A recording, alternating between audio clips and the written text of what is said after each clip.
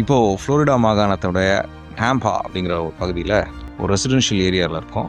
நீர்நிலைகள் உருவாக்கப்பட்டிருக்கு. முதலை பார்த்திங்கன்னா ரொம்ப சிறப்பாக இங்கே நீந்தி போயிட்டுருக்கு.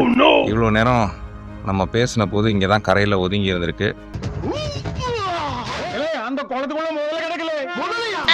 இது மக்கள் வாழக்கூடிய பகுதியில் இருக்கக்கூடிய லேக் ஏரியாலேயே இந்த மாதிரி முதலைகள் இருக்கு. அது பக்கத்தில் நம்ம வாக் போட்டுருக்கு. இந்த மாதிரி ஒரு ஒயிட் பாத்வே போடப்பட்டிருக்கு. ஆனால் கிட்ட வந்து அப்சர்வ் பண்ணும்போது தான் இந்த வெள்ளையாக போட்டிருக்கக்கூடிய இந்த பாதை என்ன மாதிரி கற்களால் உருவாக்கப்பட்டது அப்படிங்கிற ஒரு சுவாரஸ்யமே வந்தது. அது நீங்கள் பார்த்தீங்கன்னா உங்களுக்கே தெரியும். முழுக்க முழுக்க கடல்லிருந்து வரக்கூடிய அந்த சிப்பிகளுடைய ஷெல்ஸ், அந்த ஷெல்ஸை வீணாக்காமல் இங்கே கொண்டு வந்து பாதையாக போட்டிருக்காங்க. இது நமக்கு வந்து ஒரு அருமையான ஒரு நடைபாதையாக மாறி இருக்கு. ஸோ இது வந்து இயற்கையாக கிடைக்கிற ஒரு பொருளை அதை வீணடிக்காமல் அது என்ன பண்ணுறது அப்படிங்கிறது இல்லாமல் சில இடத்துல இது வந்து வேறு லைம் ஸ்டோன் அந்த மாதிரி விஷயங்கள் எடுக்கிறதுக்கு யூஸ் பண்ணுவாங்க. ஆனால் இங்கே இதை வந்து ஒரு வாக்வேக்கு யூஸ் பண்ணியிருக்காங்க. இது உங்களுக்கு பிடிச்சிருந்தா தொடர்ந்து இந்த மாதிரி வீடியோஸ் காத்துருங்க.